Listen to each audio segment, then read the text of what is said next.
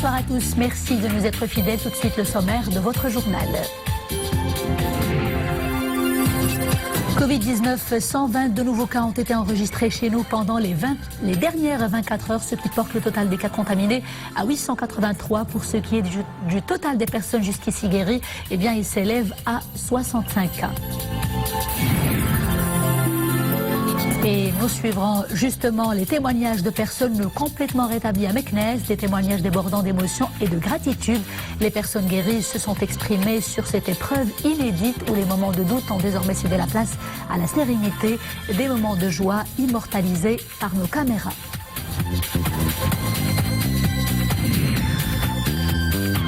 Nous parlerons également des efforts entrepris par les Marocains établis à l'étranger en ces temps difficiles que le monde traverse, où la solidarité s'impose pour ne pas oublier les marginaux. Chaque jour, ils organisent des dizaines de maraudes pour distribuer des paniers alimentaires aux personnes socialement vulnérables. Bonsoir, et comme chaque jour, nous entamons cette édition par le bilan provisoire concernant les derniers chiffres relatifs au Covid-19 au Maroc. Le total des cas coronavirus au Maroc s'est élevé entre hier 18h et aujourd'hui 18h à 883 cas positifs, soit 122 nouveaux cas enregistrés. Le total des personnes soumises à une analyse au laboratoire et dont cette analyse s'est révélée négative est de 3304 cas. Sur les 883 cas positifs enregistrés au Maroc, 80% sont des cas locaux et 20% sont des cas importés. Le nombre de décès s'établit à 58 cas, soit 11 de plus entre 18h hier et 18h aujourd'hui, alors que le nombre de personnes guéries est de 65 au total, soit 9 nouvelles guérisons ces dernières 24 heures, avec donc un taux de mortalité au Maroc de 6,6%.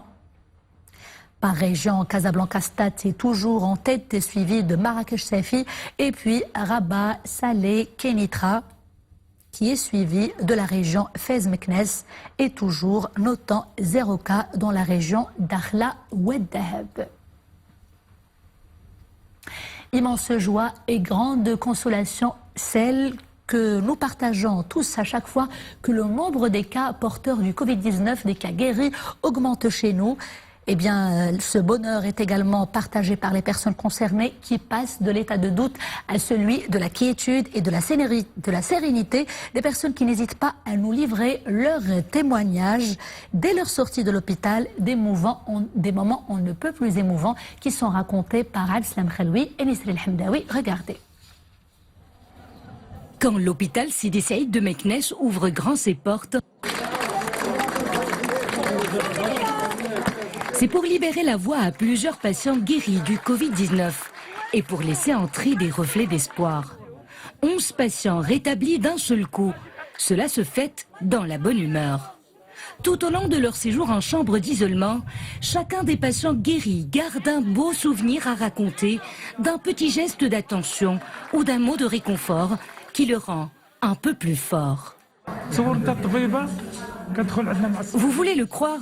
Une femme médecin venait tous les jours nous souhaiter une bonne journée, les bras chargés d'un magnifique bouquet de fleurs. Cela nous faisait plaisir.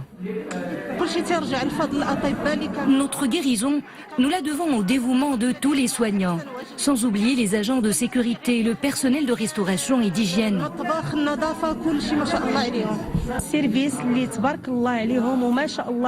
Le travail de l'ensemble du service est irréprochable.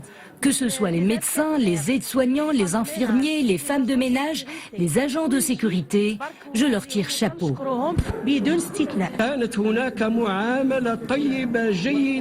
Tout le monde ici nous traitait avec bienveillance et gentillesse. Que Dieu les protège. On ne manquait de rien. Tout le staff était à notre disposition. Ils ne nous ont jamais rien refusé.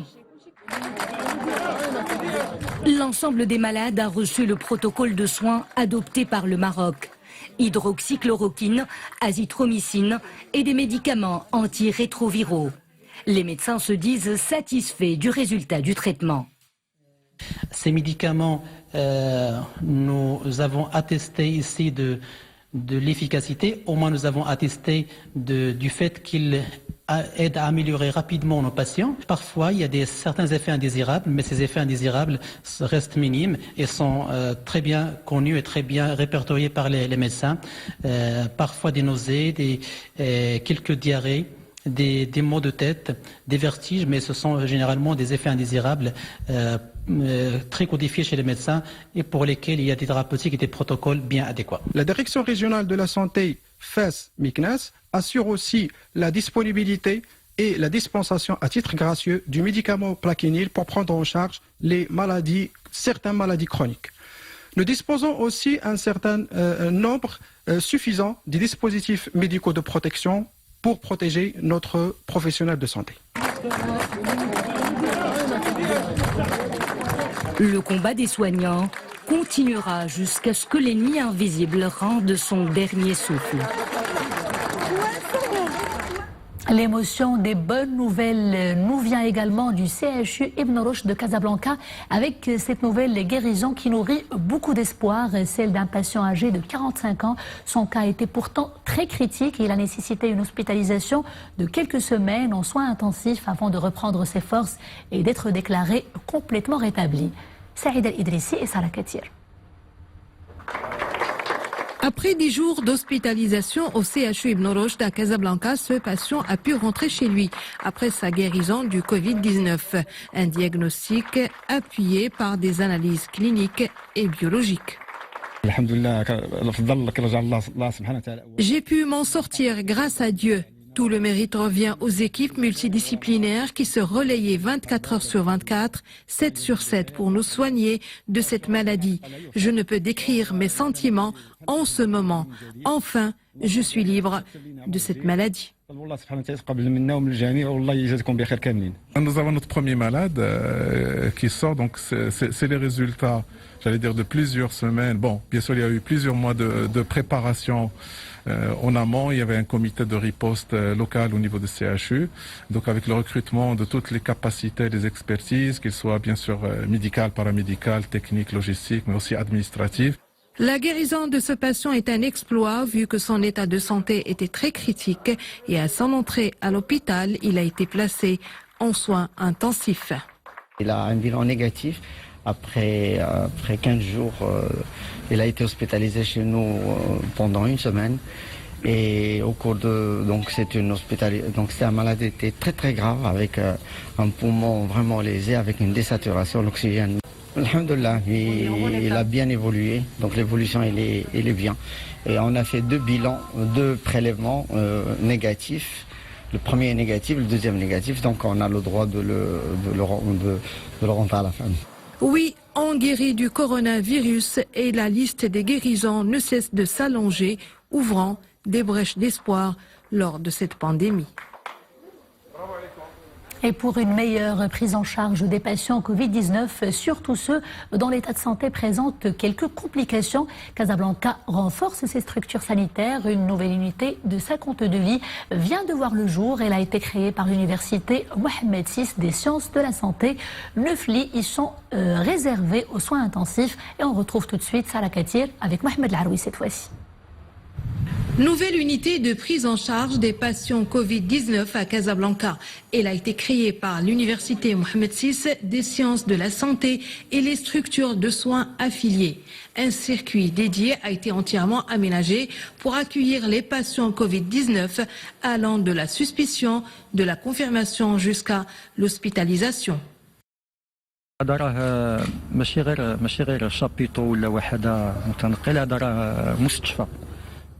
C'est un hôpital en bonne et due forme qui dispose de tous les équipements et infrastructures pour pouvoir faire face à cette pandémie Covid-19. Une unité d'hospitalisation qui comprend l'hospitalisation des patients atteints du Covid-19, mais aussi une unité de soins intensifs dédiée donc aux malades atteints de cette maladie. Et cette unité d'hospitalisation permet d'hospitaliser dans de très très bonnes conditions des malades atteints de Covid-19, de faire le diagnostic, y compris le diagnostic biologique de la maladie, de faire donc toutes les explorations nécessaires pour le diagnostic de la maladie. Les divers services de l'hôpital ont été restructurés afin de faire face aux enjeux de cette pandémie, isolement et prélèvement hospitalier, mais aussi réanimation. Cette unité va encore supplier les efforts et va compléter les efforts qui sont faits par l'hôpital, puisque vous savez qu'aujourd'hui au niveau de l'hôpital, il y a pratiquement 70 malades entre confirmés et suspects.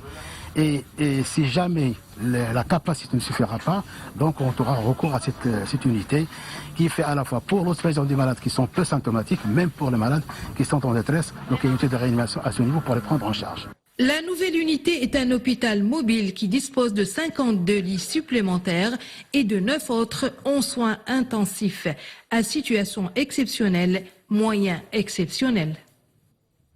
Et dans toutes les structures sanitaires du Royaume, une prise en charge exemplaire est assurée aux porteurs du Covid-19. Leur séjour médical se déroule avec le soutien psychologique requis et dans le total respect des conditions d'hygiène. D'ailleurs, une restauration spéciale leur est consacrée. Voyons cela dans ce reportage réalisé à Marrakech par Amina Allem et Hassan Meskour sur un commentaire de Mohamed El-Shkar.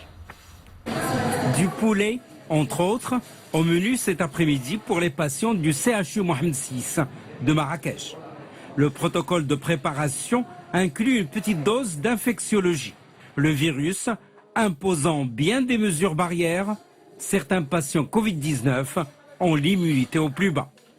Tout un nouveau protocole donc dans les cuisines, à commencer par l'hygiène corporelle et vestimentaire du personnel et surtout beaucoup de sensibilisation quant au danger du coronavirus. La formation pour pouvoir faire le travail et la préparation de ces mets dans les meilleures conditions et dans la meilleure sécurité alimentaire pour que le patient, une fois qu'il reçoit ce repas, il le reçoit dans les bonnes conditions.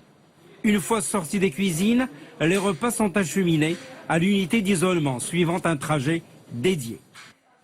Des repas qui sont mis dans des couverts jetables. Couverts et ustensiles sont jetés par la suite dans des poubelles peintes en rouge, c'est-à-dire qui suivent le circuit des déchets hospitaliers très dangereux.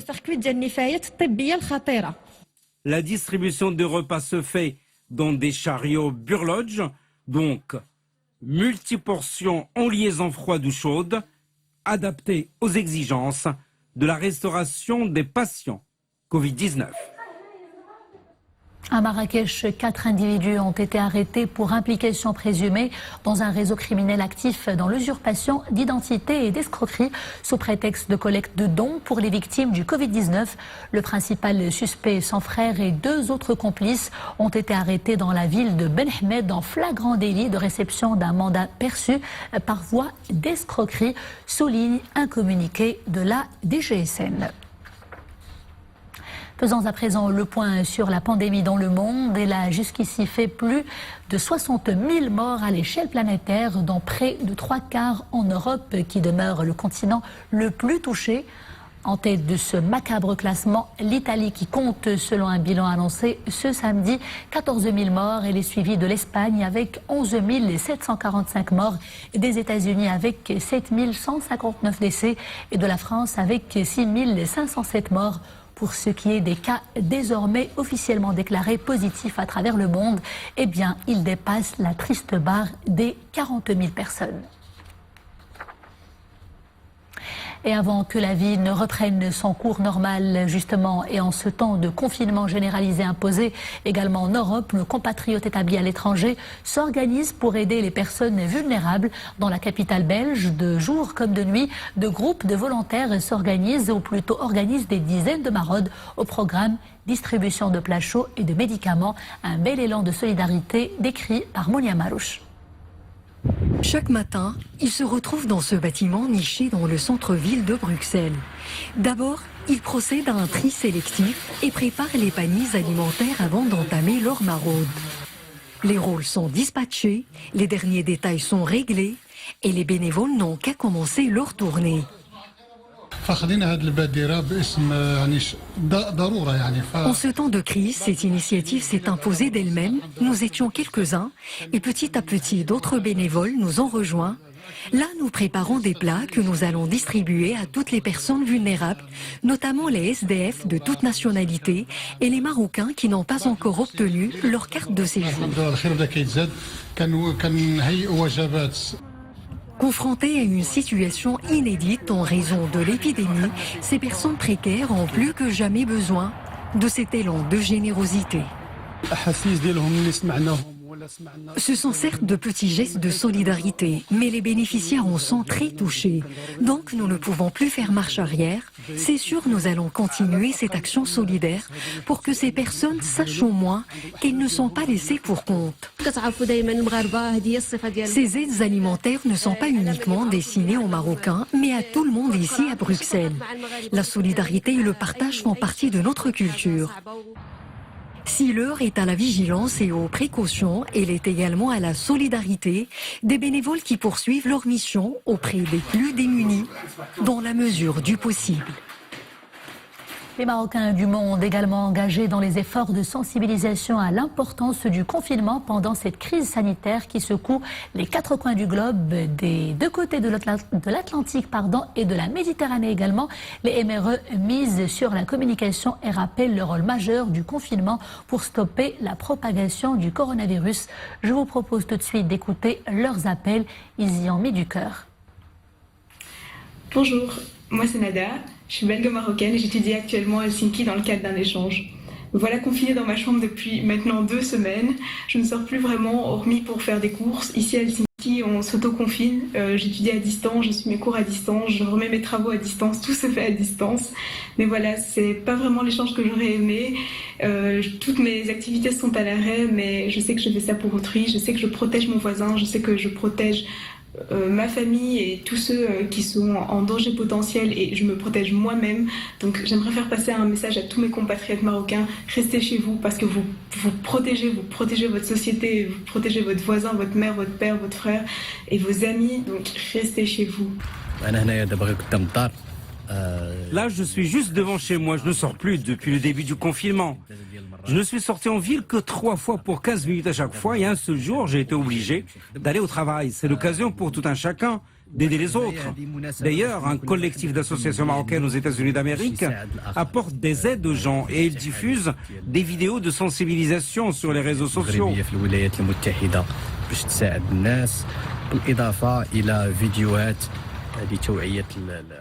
Restez chez vous. C'est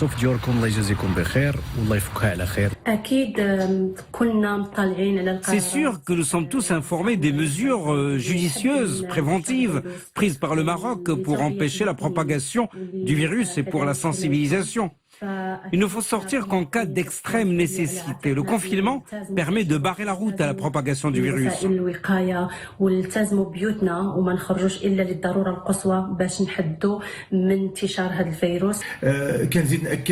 ونأكد باش نقولوا بلي حنا بلجيكا يعني قايمين سكون ابي لو كونفينمون يعني الحجر الصحي. Je confirme qu'en Belgique, nous aussi, nous sommes soumis au confinement sanitaire.